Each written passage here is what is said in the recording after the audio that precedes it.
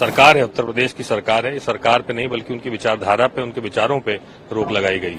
हमारा एप्रीहेंशन था कि इससे समाज में विभाजन पैदा होगा। सुप्रीम कोर्ट ने इसका नोटिस लिया। धन्यवाद। ये सांप्रदायिक राजनीति का दिया फड़फड़ा रहा है, इसलिए फैसला ले रहे हैं। There is to be absolutely no requirement, complete stay on ownership, on names of staff, names of owners. बहुत स्वागत करते हैं हम सुप्रीम कोर्ट के इस विचार का, और जो हमारे सरकार है, उत्तर प्रदेश की सरकार है, इस सरकार पे नहीं बल्कि उनकी विचारधारा पे, उनके विचारों पे रोक लगाई गई। जिस तरह से समाज को बांटने का काम भारतीय जनता पार्टी की सरकारें कर रही हैं जगह जगह, तो उससे समाज में और अराजकता फैलती है और जो है विभाजन होता है समाज में। तो भाईचारे की जो विचारधारा है जिसपे हमारा देश स्थापित हुआ है, वो भाईचारा आज खतरे में है।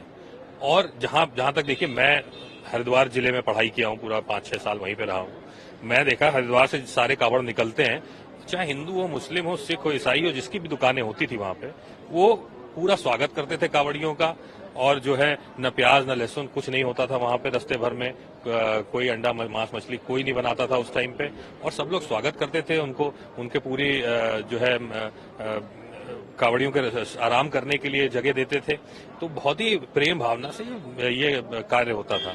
लेकिन जबरदस्ती जो है नाम लिखवाना, एक तरह से बताना है कि नहीं, यहाँ पे नहीं आपको रुकना है, वहां पे आपको रुकना है, ये लोगों के दिमाग में फीड करने की बात है। वो फीड करना चाहते हैं सबके दिमाग में कि नहीं, ये गलत है, ये सही है, और इसी को रोक जो लगाई है सुप्रीम कोर्ट ने, उसका हम बहुत स्वागत करते हैं। जो बेसिक मुद्दा था विच वाज दैट, वो कह रहे थे कि जो काम करते हैं ढाबों में, होटल में, उनका नाम कहना पड़ेगा, और जो ओनर है उनका नाम कहना पड़ेगा। सिर्फ जो वेज या नॉन वेज पका के अगर कोई बेच रहा है तो वेज या नॉन वेज वो जो लेबलिंग है सिर्फ वही चलेगा, जो आज भी सब जगह है, वेज या नॉन वेज फूड। इसके अलावा there is to be absolutely no requirement, complete stay on ownership, on names of staff, names of owners.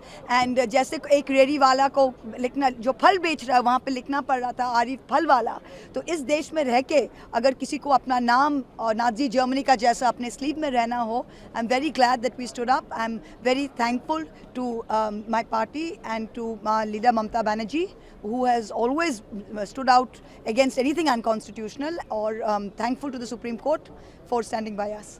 जिस समय मुझे जानकारी मिली थी कि इस तरह का सरकार का आचरण है, उसी समय मैंने कहा था कि सुप्रीम कोर्ट स्वयं इस बात को संज्ञान में ले और ऐसे कार्रवाई को रोके।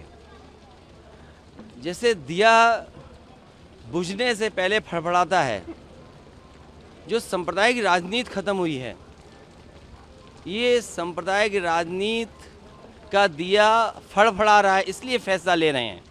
इसीलिए फैसला चाहे इस बात का लिया जा रहा हो कि दुकानों में या और संस्थाओं में नाम लिखा जाए। मुझे उम्मीद है कि सुप्रीम कोर्ट जब इस बात पर चर्चा करेगा और संज्ञान में जब लिया है, तो ऐसे कई कदम सरकार उठाएगी, क्योंकि जब सांप्रदायिक राजनीति खत्म होती है तो इसी तरीके से फड़फड़ाएंगे ये लोग। और उसी तरीके से आपने देखा होगा कितने दिनों लगा हुआ प्रतिबंध, उस पाबंदी को भी हटा दिया है। तो सांप्रदायिक राजनीति खत्म होने जा रही है, इसका दुख भारतीय जनता पार्टी को है। मैं सुप्रीम कोर्ट के इस फैसले का स्वागत करता हूं। हमारा एप्रीहेंशन था कि इससे समाज में विभाजन पैदा होगा। सुप्रीम कोर्ट ने इसका नोटिस लिया। धन्यवाद। नंबर 2, मैं चाहता हूं कि इस कांवड़ यात्रा के समूचे रूट पर शराब और मांस की दुकानों पर प्रतिबंध लगाया जाए, ताकि जो तीर्थयात्री हैं उनको धार्मिक राहत की सांस मिल सके। For exclusive and insightful videos, subscribe to our new channel ABP Live Premium.